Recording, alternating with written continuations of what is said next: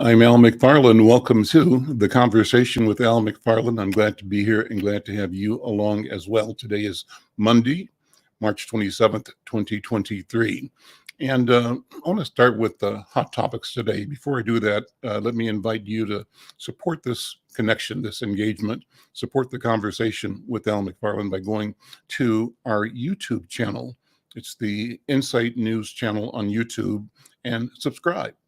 Share, like, let people know that you're connected and be a part of this community of conversation that we are creating. We try to deliver, we promise, robust conversation. And I tell you, that's what we do every day, 5 days a week. Well, today, I want to start with, let you know that my guests today include Tonya Allen. She is the leader over at the McKnight Foundation. I talked to her recently in a community meeting. So impressed. I think you'll enjoy the conversation. I intend to enjoy the conversation. And then following Tonya, I'll be spending the balance of the hour with my friend and colleague, Yogi Sena, Mestre Yogi Sena, who joins us from Bahia in Brazil. And we'll talk about his work in the capoeira and in culture. And it should be a great conversation. Let me start with hot topics, though. And I am upset and sad and disturbed by the news of a school shooting in Nashville. Looking at an article from the Nashville Tennessean, and it says, Nashville school shooting, 6 fatally shot at Covenant School, including 3 children. Female suspect killed by police. And I was watching this on television a few minutes ago, and it makes you sick in your stomach and sad. And I just can't imagine that community, the classmates of these children, their families, the officers, the responders, the teachers. Wow. So the article just says briefly that 3 adults and 3 children are confirmed dead following a school shooting at Covenant School, which is a private Christian school in Nashville. The female suspect was killed in an altercation with police. Don Aaron, spokesperson for the Metro Nashville Police Department, said the female suspect was believed to be a teen entering in a side entrance with 2 assault rifles and a handgun. She was fatally shot by a 5-member police team. Aaron said that 7 total people, including the shooter, were confirmed dead. At the scene of one of the deadliest school shootings in Tennessee history, scores of parents and onlookers have now gathered in the parking lot awaiting updates. Helicopters circling the area and the surrounding residential helicopters are circling the area, which is surrounded by residential and a busy business district. The crews did pull some survivors from the scene. This happened at around 10:13 a.m. local time, and it's the 5th in the Nashville area since 2011, the first since 2018. Well, our prayers, and I'm sure your prayers, go out to them. What a tragedy, what a sad event, what a horrible thing. And I don't know what else we can say, but that we owe it to these children and to humanity to figure out what we're going to do about guns and gun violence. That what's happening right now, the status quo is not acceptable. Well, another story that I'm using as a hot topic, kind of the same thing. This is global. Associated Press reporting that a teenager fatally stabbed a teacher and wounded 5 others in Brazil. And this is a story that the AP released about 2 hours ago. And it says a 13-year-old student in Brazil's largest city of Sao Paulo fatally stabbed a 71-year-old teacher and wounded 3 teachers and 2 fellow students today in a knife attack at a public state school. State officials said. The 5 wounded victims in the Tomazia Montoro School were in hospital in stable condition. The suspected attacker was detained and under investigation by the military police, the government said. So we'll talk about that as well. It just says that this question of violence is not just Minnesota, not just the U.S., but global, and it will require global attention. Our final hot topic today is about a thing local here. It's something that's at the Inside News website. It says the Minnesota nuclear plant shuts down for a leak and that the residents are worried. And this is a story by, I think, Trisha Ahmed is the author of the story. Again, it's at InsideNews.com. It's stories an Associated Press story. And it says that in Monticello, the Minnesota utility began shutting down after a nuclear power plant near Minneapolis. This happened Friday after they discovered water containing a low level of radioactive material leaking from the pipe for the second time. And it says the utility and health officials say it's not dangerous, but the issue has prompted concerns among nearby residents and raised questions about the aging pipelines. So go to InsideNews.com, read about that. A lot of stuff going on. Well, let me open the program now by going to my first guest today, and that is Tonya Allen. And Tonya Allen is the president of the McKnight Foundation.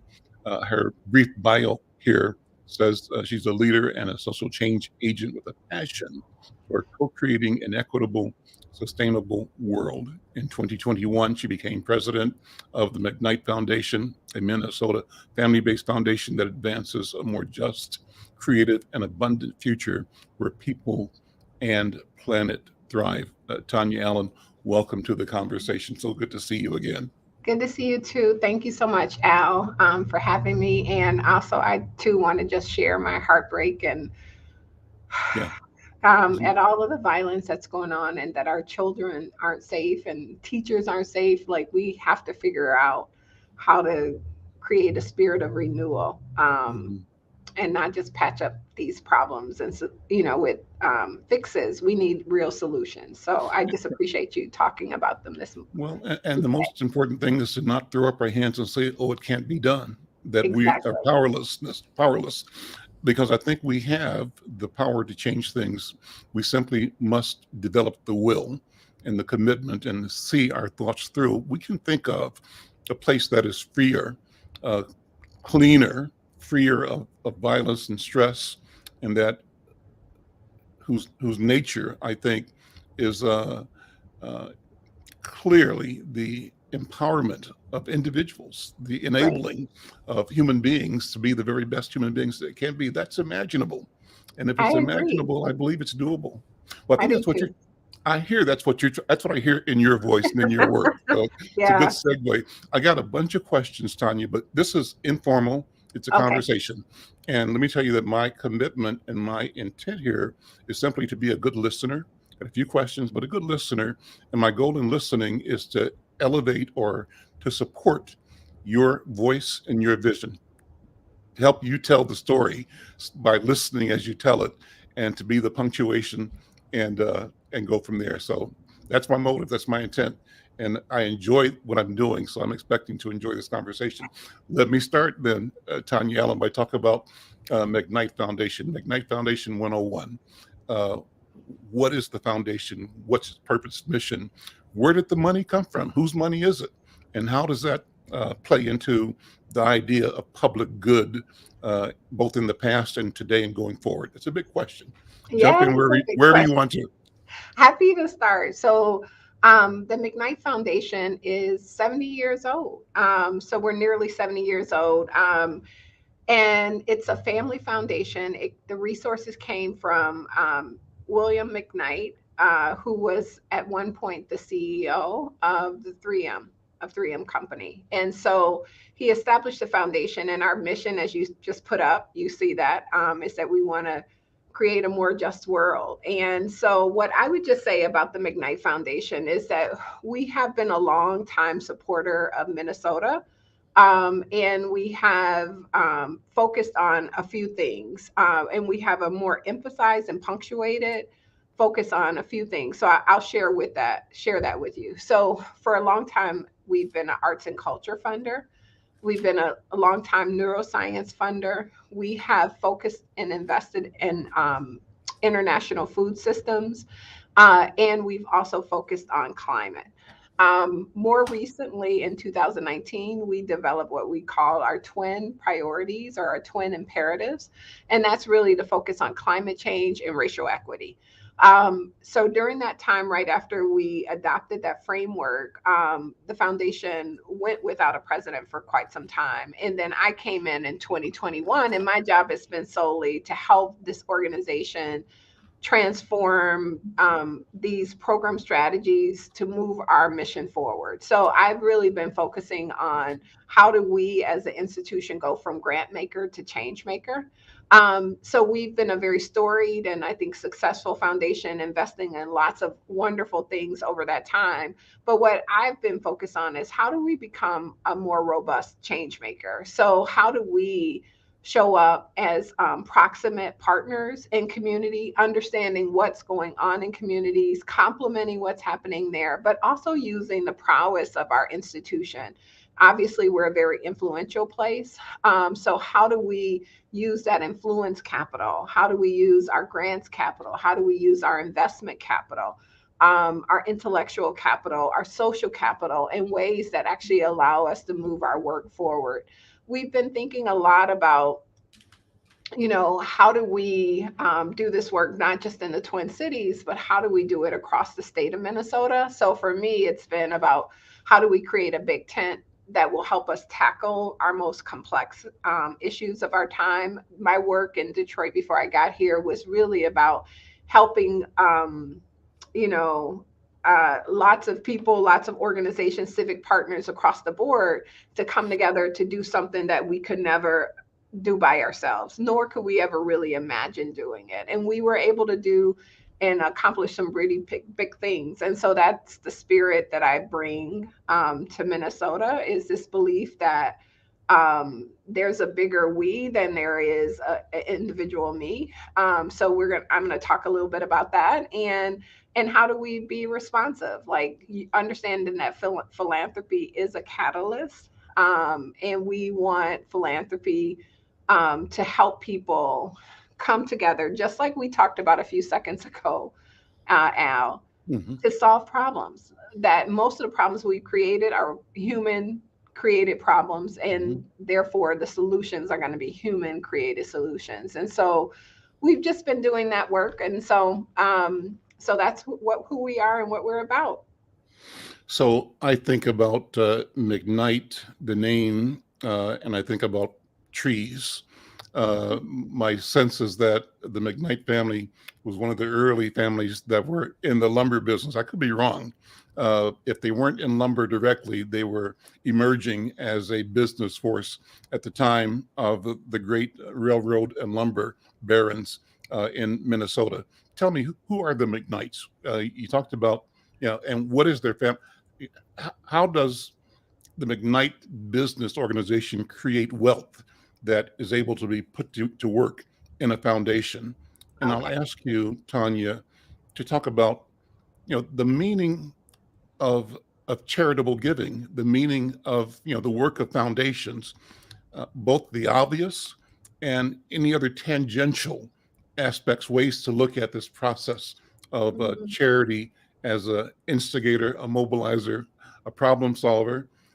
So, Okay. Well, so my understanding is that the McKnight family, Mr. McKnight was actually a bookkeeper at 3M. So he really made his way into the company and became an executive. And what was so unique about him was that he really was an innovator. And he believed in exactly what we're talking about. Like, people are a part of the solution. He actually had a saying where if you put fences around people, you'll get sheep, right? Like, so his notion was like, let's give people the space to run, to create, and to do innovative things. And as a result of that, like, the company, people, society will be better. And I think that's the spirit of the McKnight Foundation. So he earned his wealth at 3M. Okay. He put that money into the McKnight Foundation. And the way that philanthropy, endowed philanthropy works, because that's what we are, an endowed foundation, is that you put the resources into the institution, you invest it. And once you do that, it goes from being private money. So it's no longer the McKnight family's money. It becomes uh, money that is held in a private trust for public interest, right? So we are trying to do good in the world, and it's held in this public trust. The resources are then invested to make money, right? And so we basically invest 95% of everything that's in the foundation, and then we spend 5%. So the goal is that if you keep earning and you keep spending, that you will continue to grow the corpus so you can do more good and give out more grants and resources to nonprofit organizations or to organizations that are doing things that are good for the public interest. And so that's who we are as an institution. So one of the things that I think is really unique about the McKnight Foundation is that we have been really focused on supporting organizations that we believe are doing good work, that we believe are connected and close to community, that's willing to work in partnership with others. And so as we've invested in that work, we've also focused on redesigning and streamlining the way that we even make those grants, because a lot of times when with foundations, it's like you got to read a ton of stuff, you have to send a lot of applications in, multiple applications, and still you can be denied. We are trying to streamline it so that it's more accessible to organizations so that they can apply, that the process is transparent, and that we're responsive. In some cases, we've even just submitted or sent out grants to organizations because we knew that the need was there. So for example, we probably gave out about $1.5 million in grants to small organizations that were already our partners.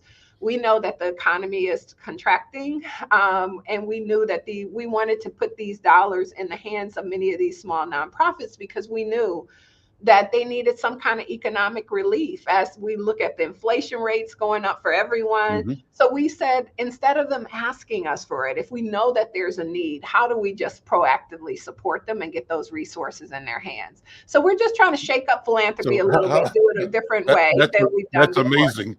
What was their response? I mean, they get a Well, mail. we got a lot of great responses. A lot of people who were basically saying, like, I was trying to figure out what we were going to do on this question, and you answered it for us before. Sure. We even had to ask. And a lot of people some people who are thinking about how to put that resource away for even a more stormier day, not necessarily a rainy day. Right. So, I think they've been very grateful for that. But I think what most important is that I think they see us more as partners in this way, that this isn't about, I'd like foundations often say like our grantees. You will never hear me say that because they're not, that has this kind of like subjugated position. Like we can't achieve our mission unless we have extraordinarily strong, smart, talented partners who are doing the work that they're doing. So they're our partners. These are our grant partners that we have to invest in them if we want this work to be able to get done. And we depend on them for this work to be done. And so we want to show up not just with a check, but what else can we show up with as an institution to be able to support them as we try and create this future that we all desire. 5% distributed every year. But the foundation makes money by investing. Is the investment all in 3M, or is it investments in a diverse portfolio, or is it investments everywhere but 3M? How does it work? It's all of the above. So we do have an investment still in 3M. It's a small share, but we have a pretty diverse portfolio. And one of the things that we've been doing, and we just recently made a commitment as a foundation, is that we're going to have a net zero endowment. And what that basically means is like, we're going to invest in things that's going to help us transition to a clean energy environment that we cannot, that saying where they say, let your money speak for you, or Yeah.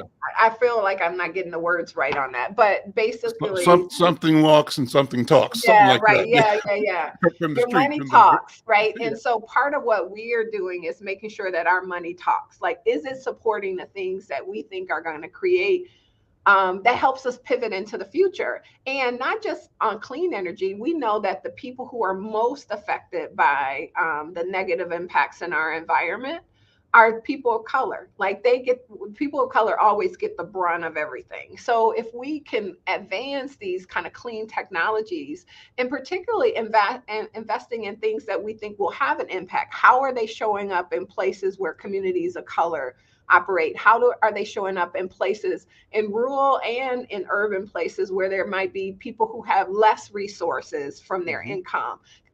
Do they too get an opportunity to access that? And then the last thing, we just adopted in 2021 a mandate around racial equity in our portfolio. So we're going to be digging into how we can invest in people of color, but particularly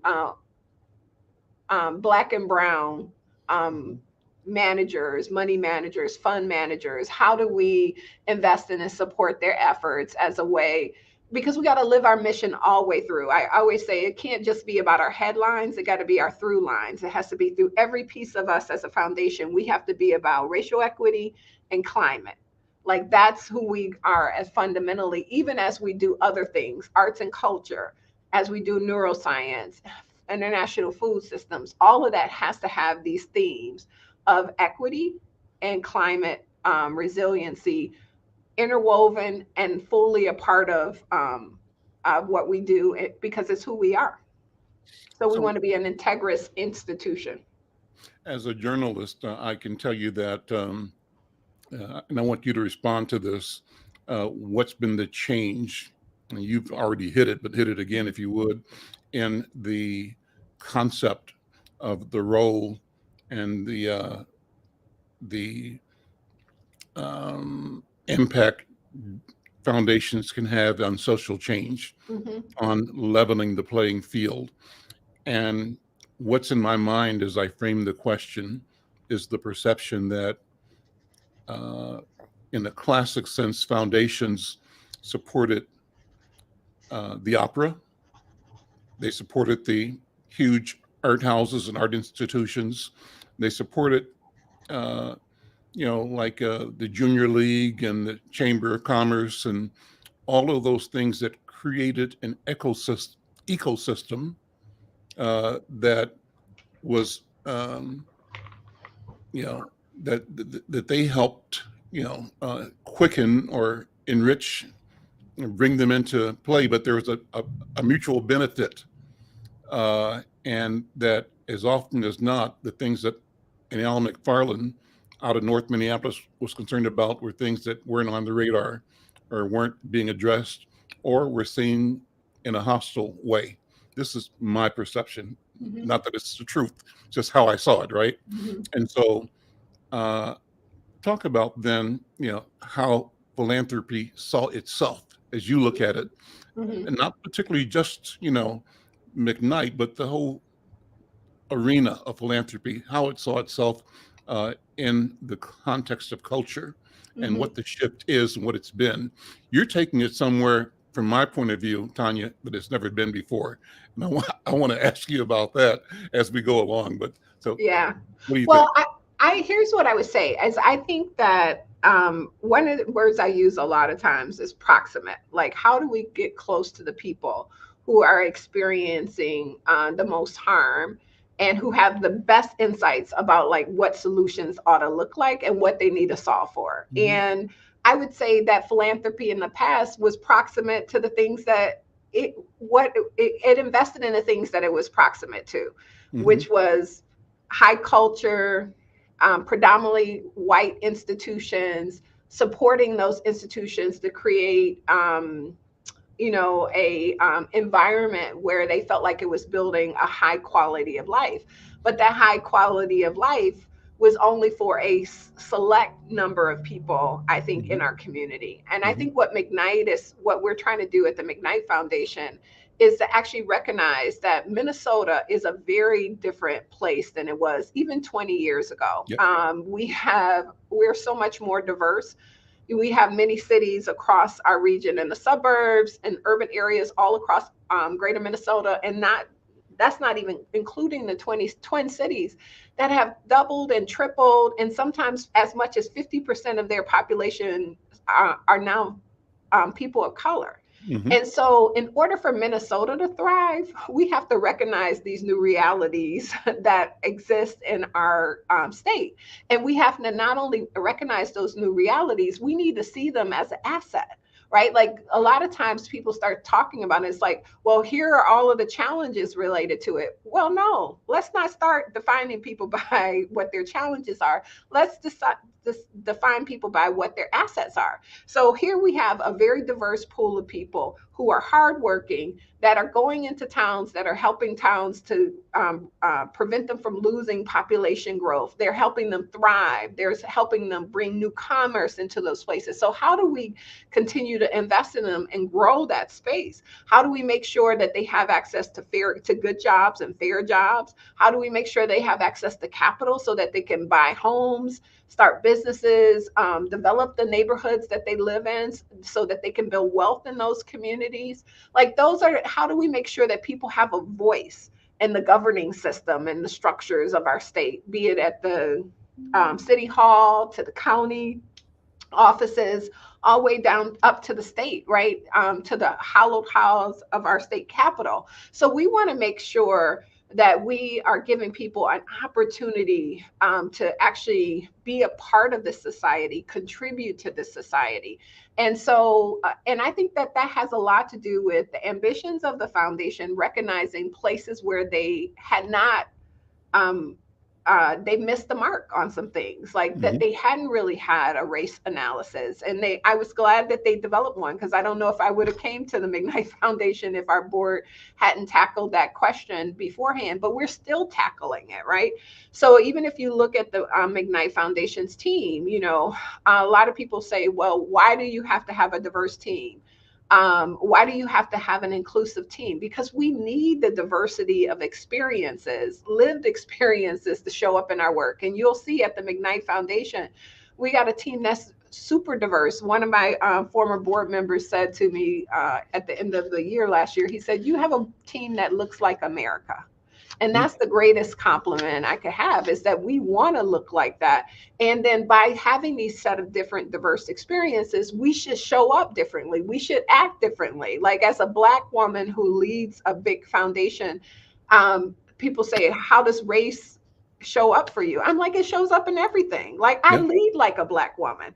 Mhm. I lead from my Black experience, because, and that doesn't mean that I don't think about everyone else, because we never ask a white leader whether or not they think about everyone else, right? Like, so I have to think comprehensively about everyone that we're trying to serve, understanding that everyone has, in these different subgroups of people, have unique experiences, and I want to show up for them. I want them to understand that in my experience, that gives me an insight to understand and not to assume about their experience.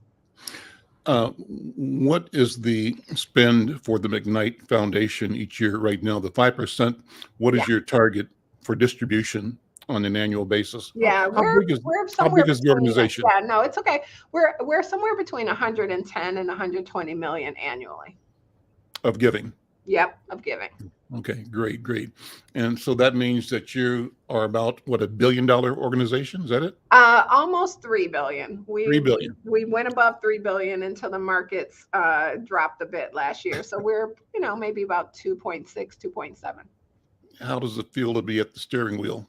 It feels good. I'm asking Tonya, I do. I'm Yeah. asking Tonya Allen, the person, the Black woman, how does it feel to be driving this ship? I feel like I'm where I'm supposed to be, Uh, right? Like I am a talented executive. I know how to do change work. This institution has aspiration for that. and it is willing to take risk, and not a risk in me, because I think I'm a pretty known entity, but risk in how we shift and change and rethink the way we do work, the way who we listen to, who we talk to, who we invest in.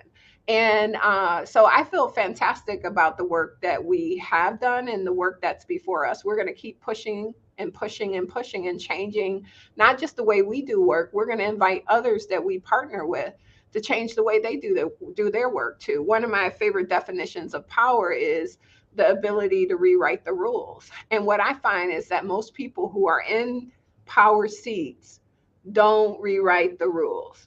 And so I'm here, and my goal is to rewrite the rules. And I want all of our partners, not just the people that we give support to, but people that we work on big issues with, to rewrite their rules too. And that's part of what we've been thinking a lot about with the Groundbreak Coalition. Talk about the Groundbreak Coalition. Tell me more about that.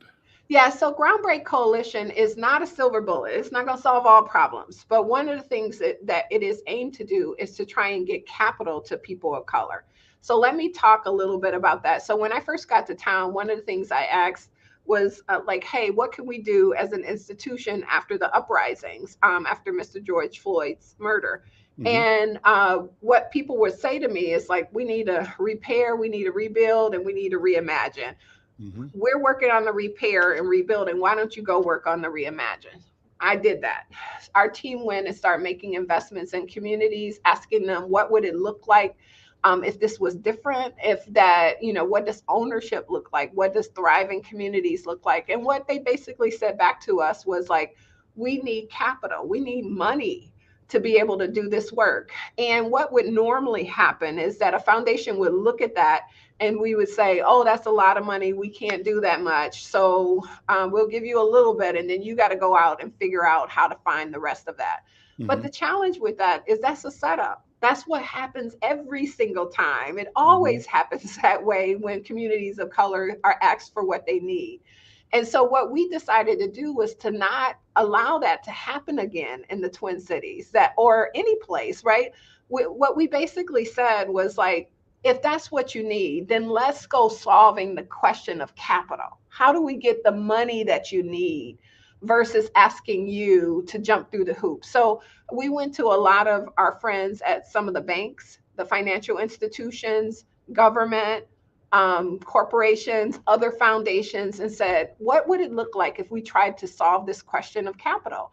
That if we could actually get people, if they were trying to buy a home, we could help them get the money to buy a home. If they were trying to start a business, we could help them get the money to start businesses or grow their business. And then finally, if they were wealth builders, they were trying to do development deals or make investments in communities, that they actually could have the resources that would allow them to be successful. So we took that question and said, instead of making these people figure out how you jump through hoops to try and get and access capital, why don't the people who have the capital, why don't we jump through the hoops? Why don't we change our rules so that we can create access? We're turning on the spigot of capital for these communities, and that we leave it on instead of turning it off. Because what happens normally is we'll say, like, let's do a little fund, like $30 million. We'll put the money over in the fund. And then once that money is gone, you never hear about the fund again, right? And so for us, it was like, we are not going to do a fund. We're trying to do fundamental change. How do we rethink the systems that allow that? It's not going to solve every problem. But what it does do is create an enabling environment for people who already have these goals and aspirations to be able to access the capital that they need. And we're still in the middle of it. We're still trying to figure out all of the processes around that. But I think we're going to make some pretty fundamental change. And I think that if we could do this, like if we could figure out how to move about $1 billion in capital, a little bit more than $1 billion in capital over a 10-year period, that what we'll see is probably a $4.5 billion investment in return. So you could see a $6 billion proposal that actually could help us close half of the Black home ownership gap that we have in the Twin Cities, you could fully close the people of color, brown folks gap that we have in the Twin Cities. You could begin to get businesses that are started, not just the mom and pop businesses, which is nothing wrong with those, but the ones that actually employ people, because we know that businesses, if you're a Black business, you're more likely to hire a Black person, right? I like to say it's the, we hire our cousins, and that's the same thing in the Somali community. It's the same thing in the Mexican American community, etc. So what we're trying, and also the Asian community. And then the last thing I would just say about Groundbreak is that we're taking a targeted universalism approach. And what does that mean? Many people probably know Dr. John Powell, who came up with this concept.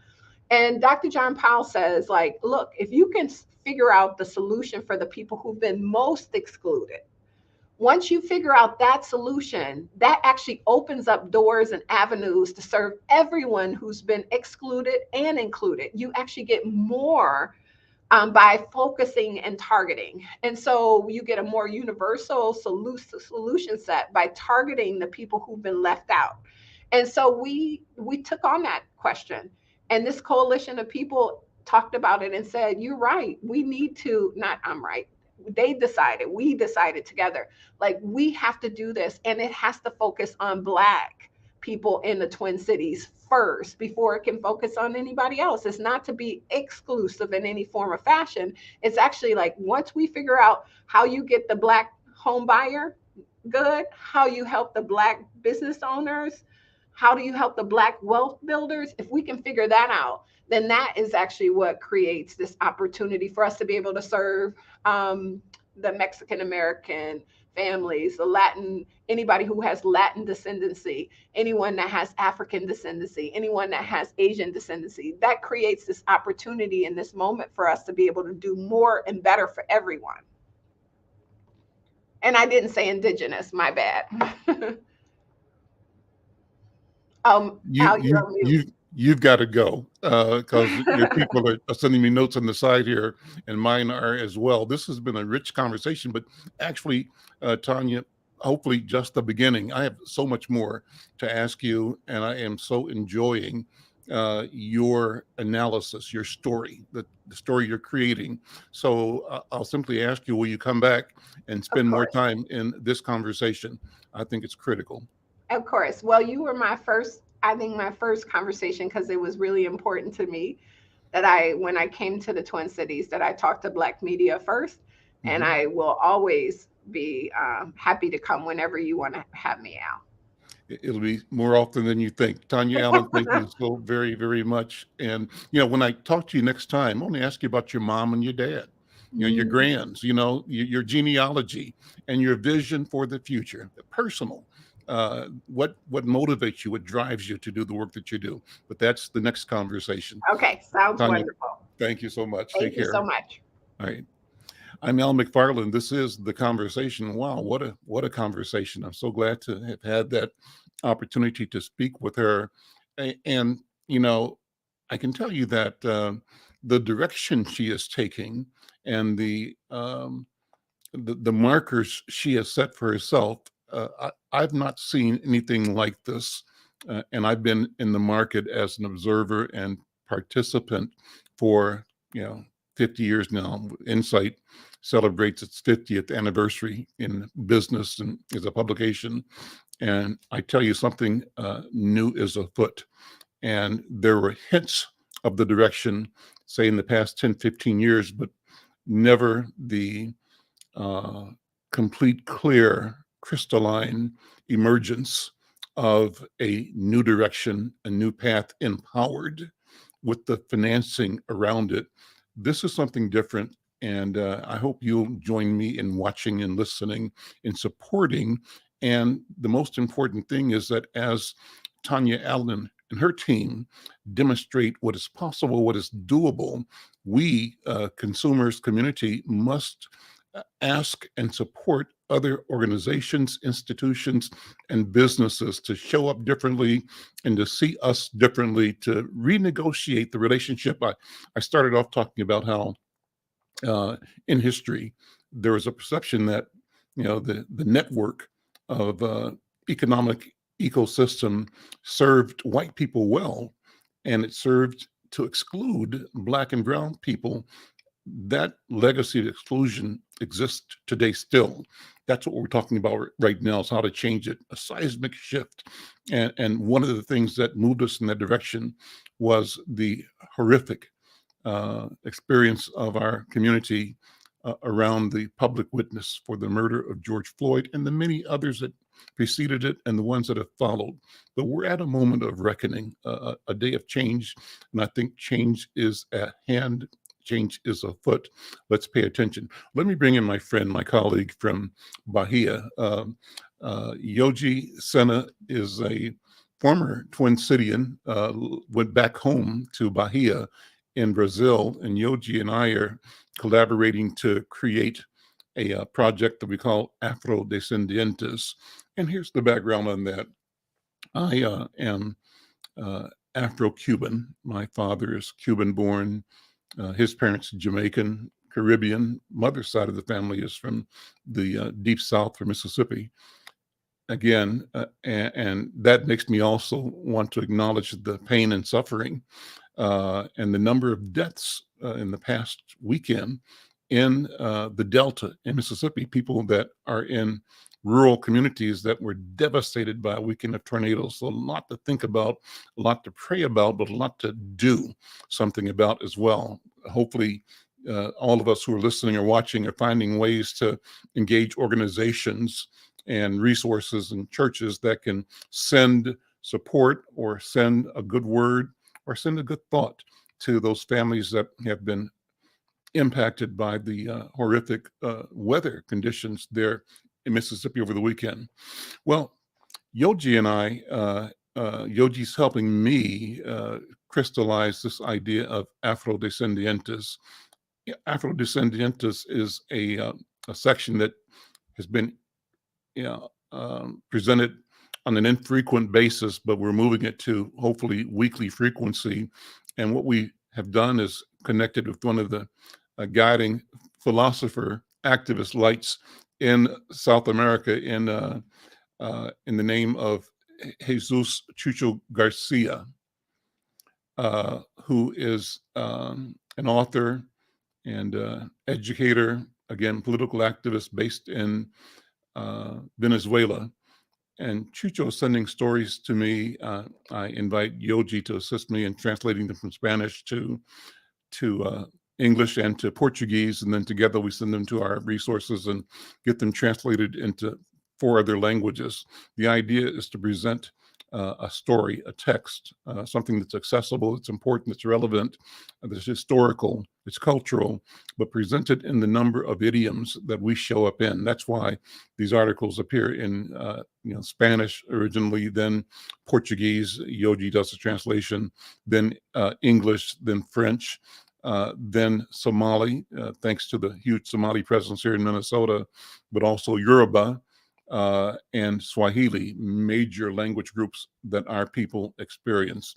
And our innovation here is simply to say that just by doing this, the act of doing this is an act of intent and enlightenment. We are speaking to the strength of our cultural legacy and our cultural future, our ability to communicate, to be with each other across the globe, across cultures differently. Yogi, brother, good to see you as always. Unmute, how you doing, man? I'm doing very well. Thank you for having me again. Mm-hmm. It is afternoon here in Salvador. So it has been raining a lot the last few days. A lot. Well, you saw the story about the hot topic about the stabbing in Brazil. What do you know about that, and how does it strike you, and how does it strike the public in Brazil? Yeah, here those kind of occurrences is becoming uh, common somehow, or happening often. And yes, was a young person that stabbed a 73-year-old teacher, and was subdued by two other teachers. There is a video circulating here in the Brazilian media. It seems that actually he uh, or her, I'm not sure the gender of this person, but this person was you know, neutralized by one of the teachers by grabbing by the neck, while it seems that the attacker was to decapitate the the teacher. That's a 73-year-old lady, Mm, and I think the two other got injured by the attack. mm, But you know, those events of mass shootings and school shootings or even drive-bys are becoming, you know, something to expect here. As I said before many times, in certain way, Brazilian society and culture, since it's similar, composed by the same kind of ethnic elements, uh, and because of now the policy of mainstream culture bombarding so much other cultures, here, you know, always replicates uh, positive and negative trends that are seen first in the US. Unfortunately, the negative ones, you mm, know. mm, mm. Let me do this. Last time we talked, I asked you to be prepared to tell your own personal story. And you know, you are a capoeira master, teacher, instructor, and I wanted to get a sense of how you came to that work, to the study of capoeira, and what is it, you know, and explain that work and the passion. What does it Hmm. mean for you personally? But what is the work of your study and practice of capoeira? Well, I am from Bahia, Brazil. You know, it's a place that is peculiarly black. In the city that I live right now, I would say I think 90% of population is black. This does not translate into sharing structures of power. This is changing though. But so Brazil is like a little Bahia. It's like a little Africa, Mm-hmm. and Brazil and in America. You know, knowing that Brazil it's where has the second African descendant population in the world after Nigeria. So it's estimated that over 100 million Brazilians are black. So so I live in a place where African traditions in general it got preserved and new ones got created throughout the history. Capoeira is one of those cultural expressions. So capoeira is in many ways ambiguous, as many things of Afro-Brazilian culture presents to be, but that as a form of protection and resistance against the predominant culture. So capoeira is an art form that is deceitfully seen as a dance because it's traditional practice. It's very more ludicrous, as in a game than martial.